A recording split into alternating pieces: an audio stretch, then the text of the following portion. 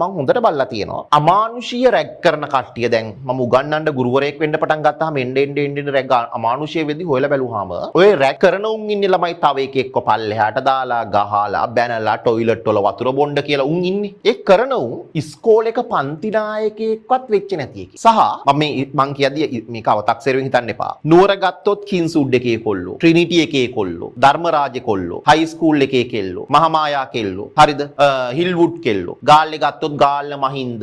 මම කියන්නේ ප්‍රධාන පාසල් ටිකේ කොළඹ ගත්තොත් Ananda Nalanda D A. Saint Thomas, saint Peter's, Visakha Devi, Gampaha ගත්තොත් රත්නාවලිය, බණ්ඩාරනායකේ. මම කියන්නේ අනිත් අය හොඳ නැහැ කියන එක නෙමෙයි. කවදාවත් තව එකෙකුට රැක් කරනවා අපි දැකලා නැහැ. ඒ කියන්නේ මට අහන්න හම්බෙලත් නැහැ. ඒ ඇයි ළමයි? ගොඩාක් වෙලාවට රැක් කරන්නේ තව එකෙක්ව රැක් කරලා අපහසුතාවයටපත් වෙන්නේ අර ඈත ගම් වලින් ආපු අය. ඒ ඇයි ඒගොල්ලොන් එකපාරට ගෙනල්ලා කොළඹට ඇතෑරියාම උන්ව ළමයි කලින් අවුරුද්දේ උන් මඩවනවනේ. එතකොට උන් ළමයි හිතනවා වීරකම කියන්නේ තව එකෙක්ව මඩවන එක කියලා. මම කියන්නේ ඈත ගම් වලින් ආපුන් හොඳ නෑ කියන එක නෙවෙයි. හැමෝමත් නෙවෙයි. ඒ රැක් කරනුන් දිහා බැලුවාම ඒක අපිට පේනවා. ලස්සන කෙල්ලෙක් හම්බුනහම රැක් කරන්නේ ෆස්ට් ඉයර් එකේ කෙල්ල ලස්සනයි නම් ඒකව අපහසුතාවයට පත් කරන්නේ හෙන කළු කැත බතල කළු කත බතල කියද්දි කළු කියද්දි ලස්සන අයත් ඉන්නවා බතල කියද්දි ලස්සන අයත් ඉන්නවා. මම කියන්නේ විරූපීන්. يعني Tamanට නැති දේ තව කෙනෙකුට තියෙන. හොඳ ඉස්කෝලේක කොල්ලෙක් ආවොත් එහෙම ඉංග්‍රීසි කතා කරන කොල්ලෙක් ආවොත් එහෙම ඌව රැක් කරන්නේ පුතේ ABCD වත් සමහරට දන්නේ නැති එක. ඒ ඇයි ඒ තමන්ගේ තියෙන නොහැකියාව පෙන්නන එක. තේරුණාද? තමන්ගේ තියෙන නොහැකියාව පෙන්නන එක. ඒක නිසා පොඩි ස්ටේටස් තියෙන එකේ කැම්පස් එකකට ගියොත් ඌට ටිකක් ඉන්න අමාරුයි. ඇයි ඌට තියෙන දේ අනිත් උන්ට නැති වුනහම උන් රැක් කරනවා. ඒක විශ්වවිද්‍යාලවල දැන් එන්න දකින්න තියෙනවා. මම කියන්නේ දැන් ලෝකෙ දියුණුයි. විශ්වවිද්‍යාලේ ඕගොල්ලෝ ගියාම පළවෙනිම දේ ඕගොල්ලොන්ට අමානුෂීය දේවල් කවුරු හරි කරනවා නම් ඕගොල්ලෝ ඉතිවිසෝ ගාතාව කිය තෙන්ට යන්න එපා. ඉතිවිසෝ ගාතාව ගිහිල්ලා ගියා කියලා උන්ට ළමයි එහෙම තේරෙන්නේ නැහැ. බයට යන්න එපා. අම්මට කෝල් කරලා කියන්නත් එපා. අනේ අම්මේ මට බයයි මේගොල්ලෝ රැක් කරනවා කියලා. හරිද?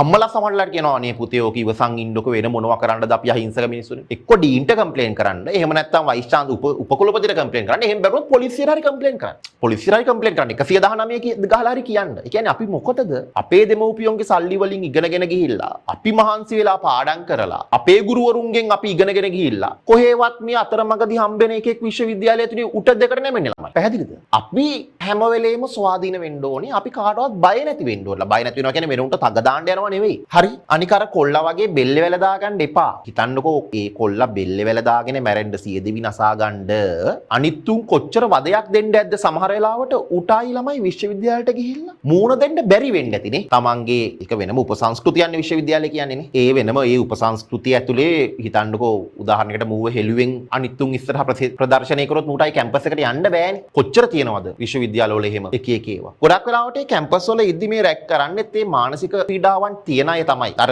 නාට්‍ය කලාව පටන් ගද්දී ග්‍රීක යුගයේ ඊඩිපස් මිදියස් වෙන්න නෙලාගෙන ඒගොල්ලන් ගෙවල් වලට එද්දී කියන්නේ මාස 6ක් විතර ගෙවල් වල පිරිමි ක්‍රිස්තුපුර 6 වෙනි සියවසේ 4 කාලේ ගෙවල් වල පිරිමි පැටියෝ මාස ගාන කැලේ ඉඳලා තමයි මිදි වගා කරේ. මාස 6ක් 7ක් කියලා හිතන්නකෝ. එතකොට ගෑනු මෙහි ගෙවල් වල තනියම කිලෝමීටර් ගාණක් ඈත කැලෑවල පිරිමි මිදි වගා කරනවා ග්‍රීසියේ. එතකොට මිදි අස්වැන්න නෙලාගෙන ඒගොල්ලෝ ඉන්නේ පෙරහැරකින් මාස ගානකට පස්සේ එද්දී ඒගොල්ලෝ පෙරහැරේ ලිංගික අවයව හදලා අපේ සේසත් ගෙනිනවා වගේ සංකේත විදිහට අරන් ආවා ගෑනුන්ගේ පිරිමිගේ ලිංගික අවයව හදලා. ඒ අරන් ආවේ දන්නවද? ඒ කැලේ ඇතුලේ තනියම ඉද්දි හැදෙන පීඩණයට ඒක පිට කරගත්ත විදිහ. පිරිමියගේ ලිංගික අවයවයක් ඔහොම කෝට් එක ගහලා හදලා මැටි වලින් හරි මොනවෙන් හරි ගෑණියගෙදම මේක hina වෙවි තමයි ආවේ. ඒ මානසික පීඩනය සහ ඒ අසහනය පිට වෙච්ච විදිය. ඒතරේ රැක් කරන උන්ට තියෙන වෙන අසහනයක්. හොඳට බලන්නකො ළමයි දැන් ඔය කියනෝනේ අරයා රැක් කරා මෙයා රැක් කරා කියලා අපි ෆොටෝ එහෙමත් දකින්නවනේ. මං ජීවිතේට මිනිස්සුන්ට අව탁සීරු කරන්නේ නැහැ. හැබැයි උන්ව දැක්කහම පේන්නෙත් නෑ නේද වැදගත් පවුල් වල උන්. එහෙම කියලා පේන්නේ නෑනේ අපි ෆොටෝස් දැක්කහම. ඒක හන්දා මම කියන්නේ ඔයාට ඔයාගේ ජීවිතේ වටිනවා. ඔයාට කවුරු නැතත් ඔයාගේ අම්මා තාත්තට ඔයාගේ ජීවිතේ වටිනවා විශ්වවිද්‍යාලෙ ගියාම.